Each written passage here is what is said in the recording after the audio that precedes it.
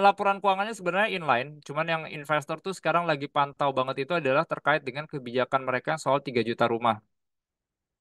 Ini sebenarnya kenapa laporan keuangannya nggak terlalu bagus. Yang pertama jadi PR adalah dari sisi net interest margin mereka kena kerasa pressure banget ya, teman-teman ya.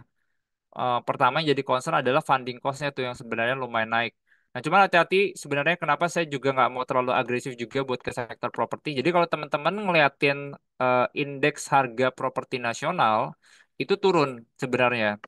Jadi kalau kita lihat itu cuma naik 6,1% di September, padahal dulu di Maret itu harga itu bisa naik 9,5%. Jadi di hampir di semua segmen, kecuali khususnya di segmen rumah tipe 45 itu lagi turun. Jadi harga ini lagi berat banget ya teman-teman ya. Sebenarnya mainly lebih karena dari sisi daya belinya benar-benar nggak terlalu bagus. Makanya kenapa saya nggak mau terlalu agresif dulu buat ke sektor propertinya.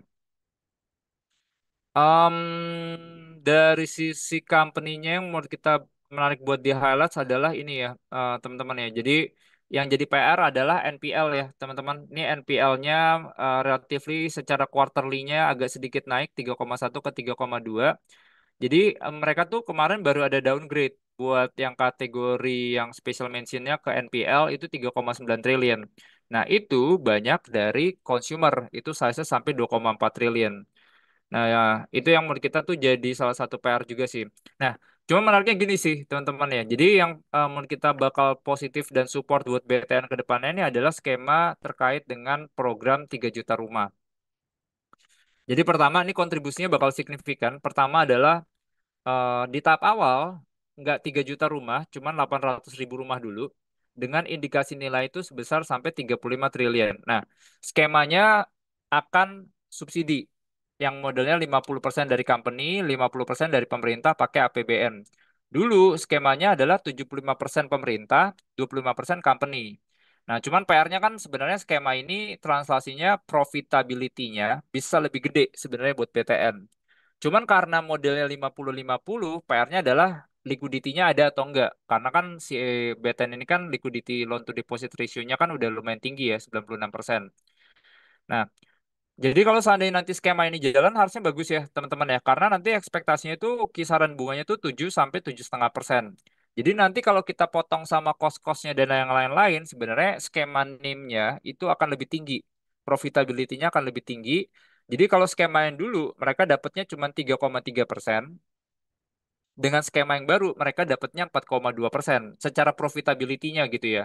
Nah, jadi itu yang menurut kita sih positif. Cuman tetap ya PR-nya ya, gimana caranya mereka punya liquidity untuk disalurkan jadi kredit itu tadi. Nah, makanya kemarin kalau kita lihat dari presidennya BTN, Pak Nixon gitu ya sama Pak Ara gitu ya lagi cari nih skema fundingnya akan seperti apa. Mereka coba ngobrol lah sama beberapa kayak BPJS dan lain-lain gitu. Jadi itu yang harapannya kalau seandainya itu bisa disupport, nah itu yang harusnya bagus ya buat ke BTN ya.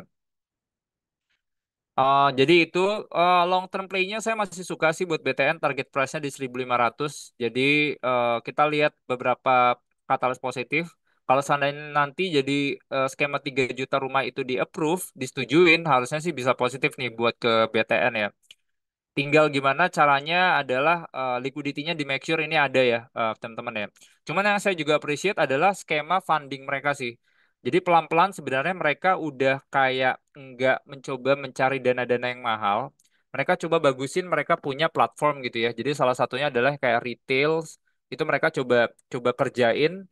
Jadi mereka coba pisahin juga yang eh, funding yang dari Insti sama yang dari yang non Insti yang lebih murah sebenarnya. Nah, itu yang menurut kita jalan dan lumayan bagus trennya.